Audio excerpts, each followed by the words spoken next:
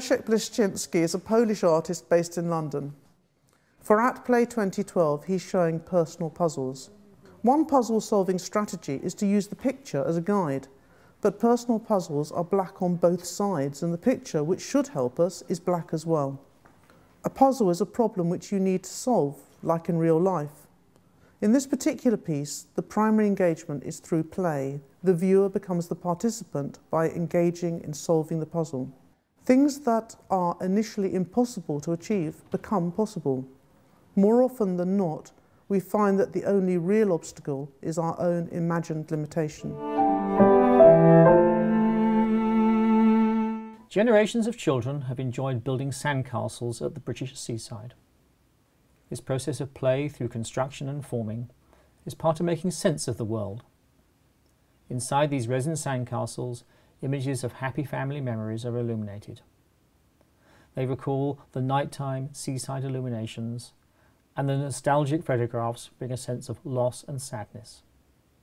Castles in the Air is both a celebration of childhood memories and a yearning for a time that is lost.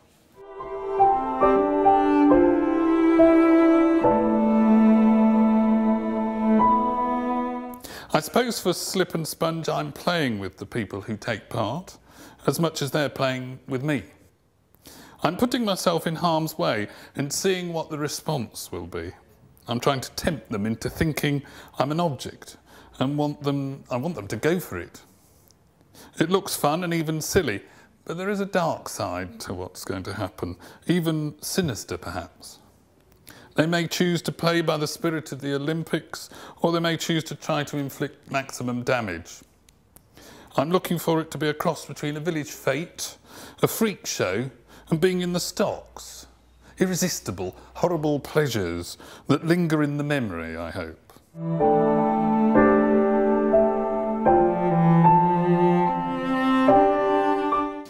Hi, my name is Sosan Lukman. I'm the creator of this work called Play, and it's a series of blocks made to look like child's play blocks, but they actually have adult themes in the pictures.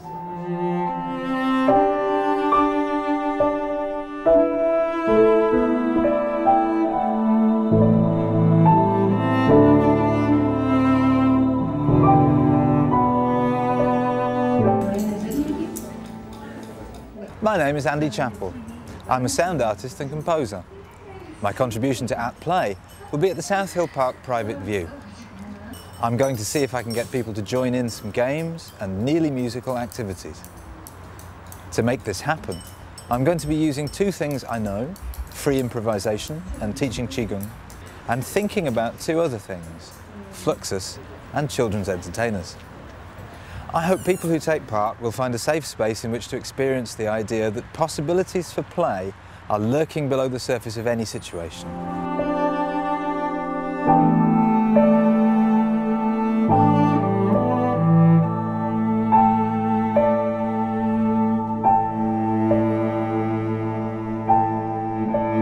An inmate of Alcatraz prison in San Francisco, who spent a significant amount of time in solitary confinement, improvised new and stimulating activities to keep himself occupied.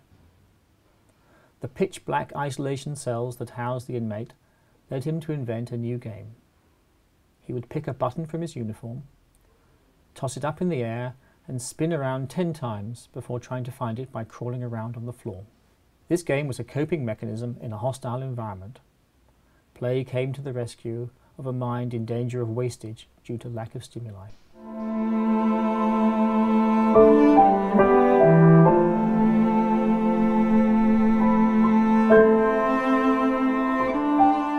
Naima Morgan is an American conceptual artist based in New York.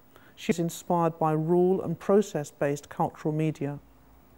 Gamescape turns the idea of fair play on its head, combining several board games into a sprawling form that confuses navigation, objective, and creates unique and privileged views.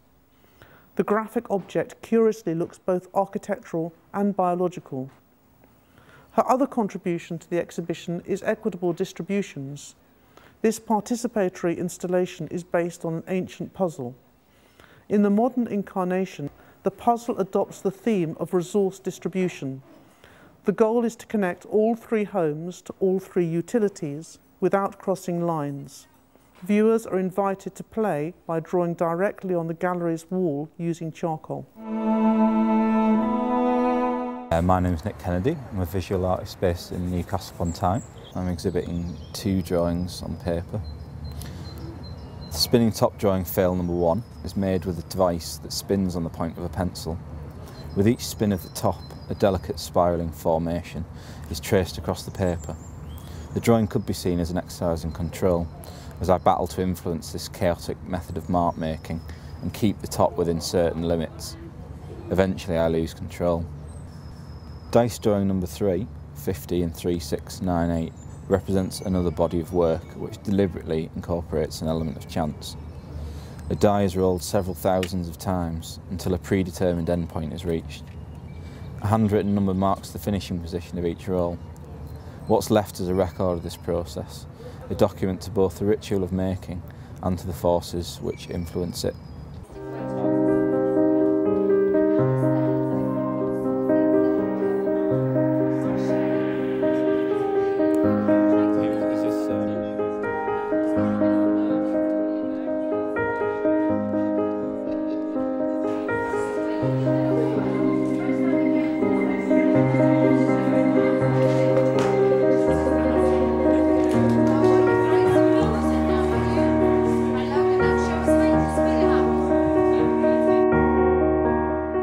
On a small scale, scribbling with a pen or pencil can fill time when bored.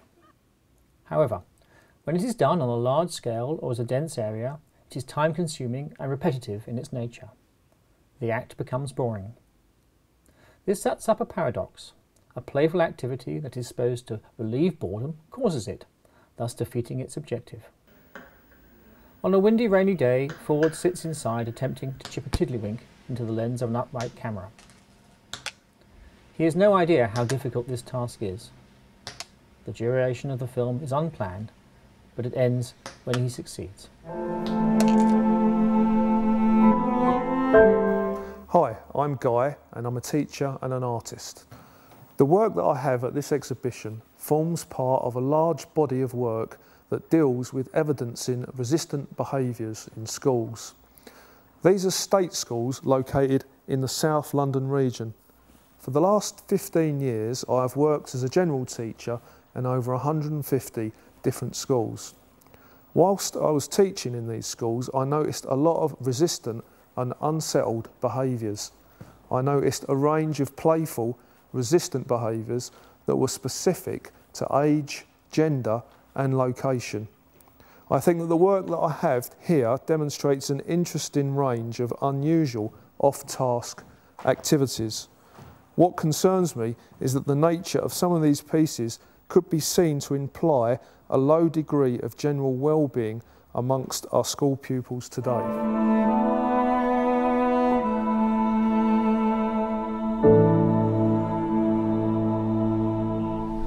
Clay animation and the...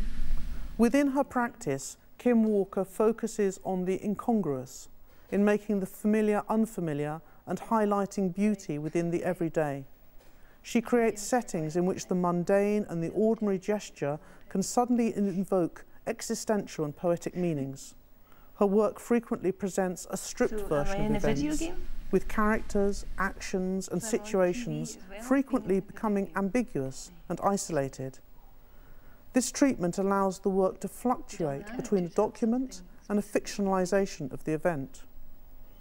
Kim Walker uses the game as an opportunity to observe and contemplate actions and emotions, being together and apart, being elated and unhappy, being a success and being a failure, experiencing longing, regret and desire, and the incongruous event or instance are all concepts that her work is actively questioning.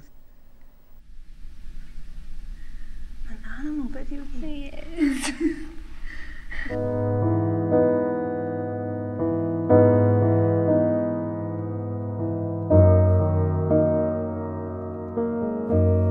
Shopping Spree is a playable board game devised and designed by Callie Trench. In the game, players are compelled to buy goods regardless of whether this will cause them to get into debt or whether they actually want them or not.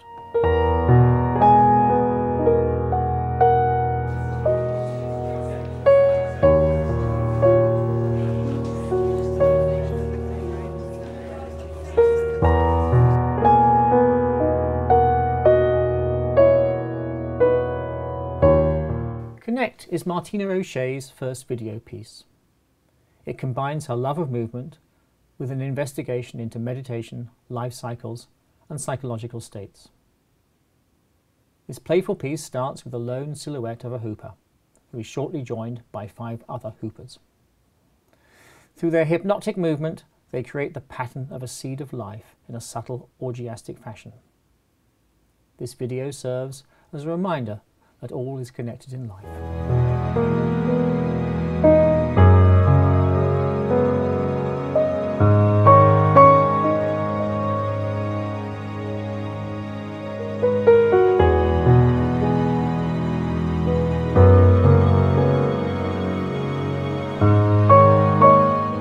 I've created a set of pathways travelling to and from points of architectural interest in the mirror gallery.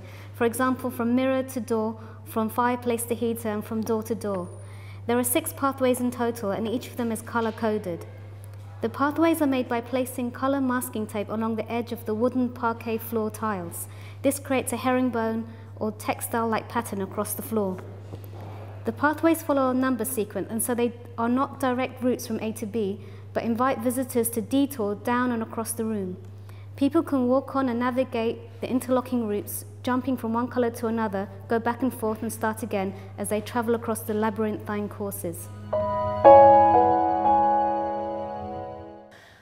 Hello, my name is Katerina Radeva and I'm a theatre and performance maker as well as a set and costume designer.